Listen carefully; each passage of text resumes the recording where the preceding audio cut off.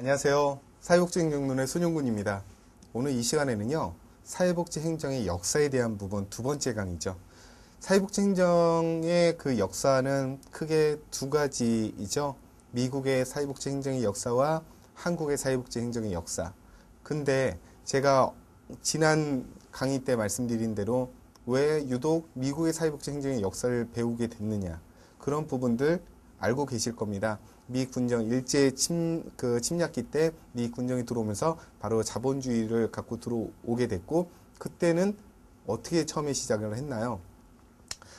미 군정이 들어오면서 군사에 대한 부분으로 좀 교통 질서를 만들고 어떤 정권을 수립할 수 있도록 이제 기틀을 만들어주는 역할을 했었고, 이때 같이 들어온 게 바로 종교죠. 그때 처음 들어왔던 종교가 이제 감리교에서 들어왔고요. 이전에도 캐톨릭이나 그 다음에 또 그렇게 이제 개신교에서도 들어오긴 했지만 실제 그때는 다 이제 참수를 당했었잖아요. 이런 부분도 있었지만 실제 우리가 사회복지 행정이라고 얘기할 수 있는 부분이 이 미 군정 때 이제 들어오게 된 거죠. 시험에서는요, 지금 1회부터 9회까지 미국의 어떤 사회복지 행정의 역사는 7회하고 지난해 9회 때 이제 시험 문제가 출제가 되었었고요. 그 다음에 1회부터 8회까지 꾸준히 이제 사회복지 행정의 역사는 한국의 역사 위주로 이제 시험 문제가 출제가 됐습니다.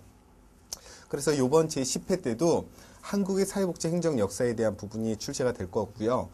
그 다음에 두 번째, 출제에 대한 어떤 경향을 말씀을 드리면 크게 두 가지 또는 세 가지 형태로 이루어질 수가 있습니다.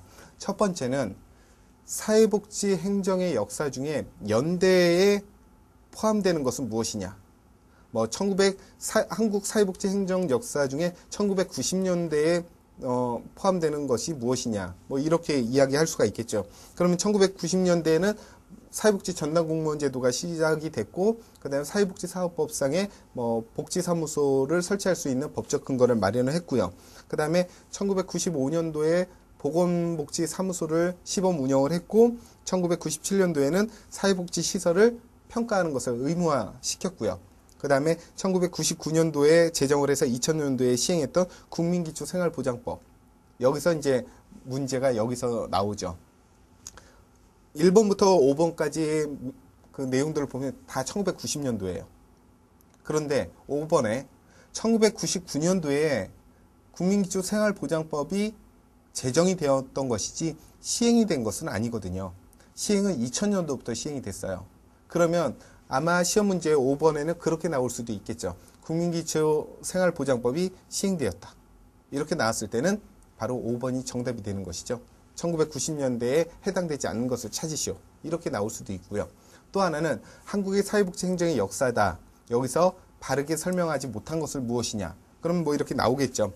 1987년도에는 사회복지 전문요원 제도가 제도가 시행이 돼서 공공 사회복지 행정의 기틀을 마련을 했다. 맞죠? 두 번째, 1970년대 사회복지사업법이 제정이 되었고 사회복지 행정의 교과목이 신설이 되었다 라고 되어 있어요. 그 다음에 1944년도에 조선 구호령이 만들어졌다. 그 다음에 2004년도에 사회복지사무소가 시범 실시되었다. 운영되었다. 그 다음에 사회복지 1급 국가시험이 2002년도에 실시되었다. 또 5번 2000년도부터 국민기초생활보장법이 시행되었다. 정답은 4번이 되겠죠. 왜요?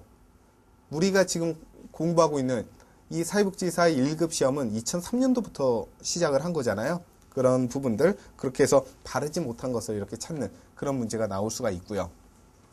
또 하나, 요즘에 이제 새롭게 나오고 있는 문제가 요즘 신설되고 있는 복지 이음, 그 다음에 복지 통합 시스템, 이런 부분들로 한 문제가 또 출제가 될 수가 있습니다. 그래서 지난 9회 때 보면은 좀 새로운 경향의 문제들이 이제 출제가 되었기 때문에, 그래서 오늘 배우시게 될 핵심 요약 정리는 미국의 사회복지 행정의 역사는 나오지 않을 것 같아서 그 내용을 설명을 안 드리고요. 한국의 사회복지 행정의 역사 이 부분으로 설명을 드려보도록 하겠습니다.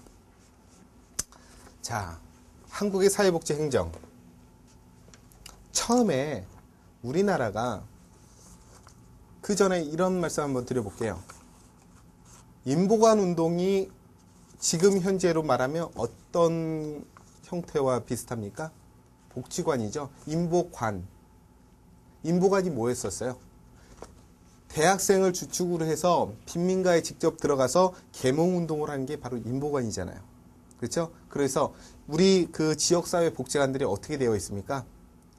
뭐 성북동이나 평창동이나 이런 데에 복지관이 있습니까? 그렇지 않죠.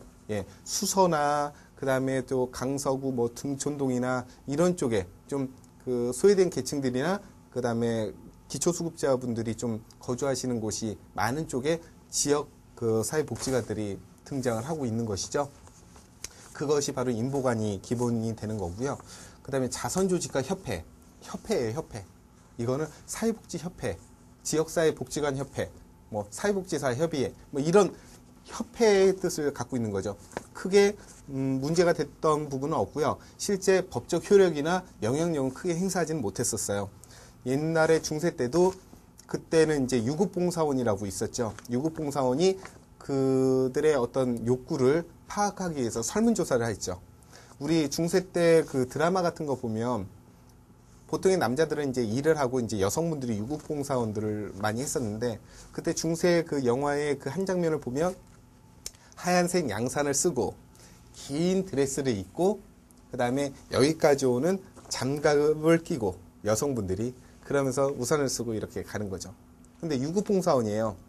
지금은 우리가 아스팔트가 다 깔려 있으니까는 뭐 비가 오더라도 뭐 크게 영향을 받지 않는데 그때 당시에는 포장되어 있는 도로들이 거의 없었죠. 대부분이 다 돌이나 흙 이런 비포장 도로에 이제 주거를 하고 있는 분들이 계시고 그런 분들이 또 거주하시는 곳은 아주 열악하고 냄새도 나고 그 다음에 미관상도 좋지 않고 이런 곳이라는 거죠. 그런 곳에 가서 그분들의 어떤 욕구 조사를 이렇게 하게 됐던 거예요. 욕구 조사를 하면서 이제 그 실예를 저도 이제 예전에 그 대학에서 교수님한테 이제 들었던 내용들이었었는데 좀 재밌고 아직까지도 인상이 깊었어요.